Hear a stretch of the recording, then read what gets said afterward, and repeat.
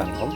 Hari ini kita akan renungkan surah Galatia pasal 3 ayat 21 sampai pasal 4 ayat 11. Dan sudah dibagi dua paragraf.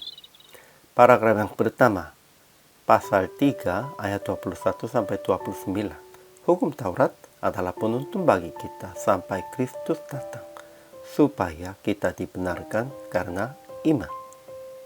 Paragraf yang kedua, pasal 4 ayat 1 sampai 11. Kita yang mengenal Allah bukan lagi hamba, melainkan anak sebagai ahli waris oleh Allah. Kesimpulan hari ini, hukum Taurat juga berguna, itu menjadi sebagai penuntun bagi kita sampai Kristus datang, dan semua yang dibaptis dalam Kristus telah mengenakan Kristus.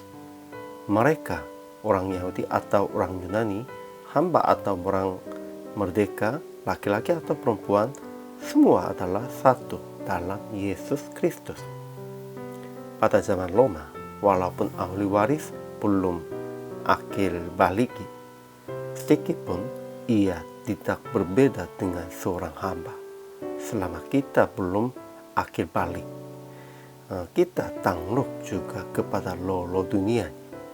Tetapi sekarang kita menjadi anak sebagai ahli waris melalui Yesus. Namun orang-orang Galatia ingin membudakkan lagi kepada hukum Taurat. Jadi Paulus berkata, aku khawatir kalau susah payahku untuk kamu telah sia-sianya. Ajaran tentang Allah. Pertama, hukum Taurat dari Allah adalah penuntun bagi kita sampai Kristus datang, supaya kita dibenarkan karena iman. Kedua, setelah genap waktunya, Allah mengutus anaknya yang lahir dari seorang perempuan dan takluk kepada hukum Taurat.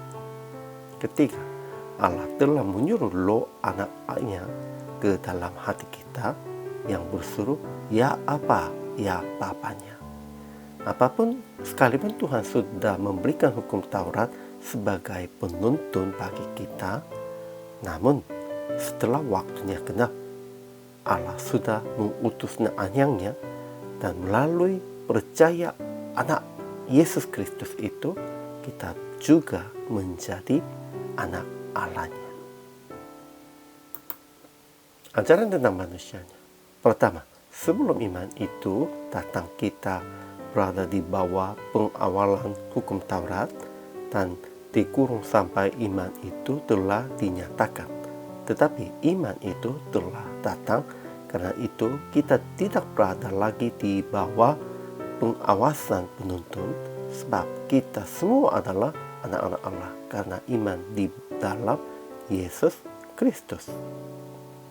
Kedua, dalam hal ini tidak ada orang Yahudi atau orang Yunani, tidak ada hamba atau orang merdeka, tidak ada laki-laki atau perempuan, karena kita semua adalah satu di dalam Kristus Yesus.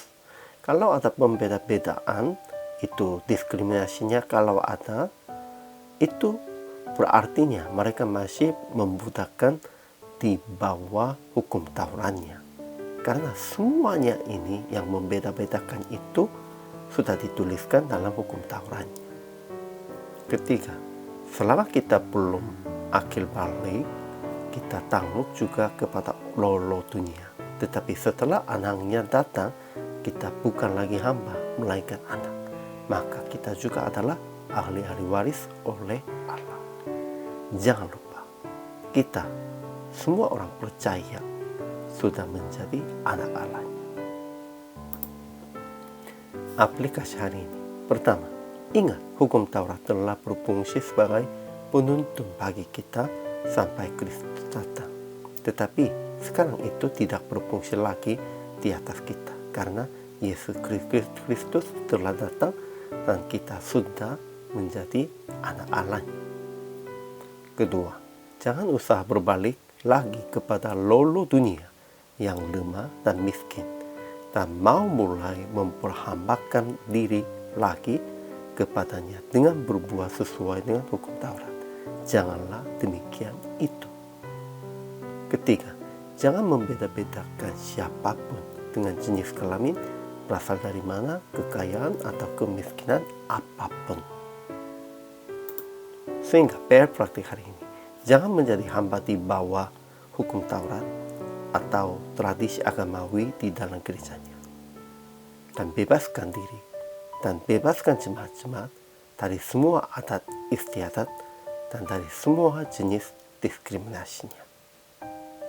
Itu sia-sia dan itu tidak boleh di hadapan Tuhan. Kita harus menjadi orang yang bebas dari semua hukum Taurat.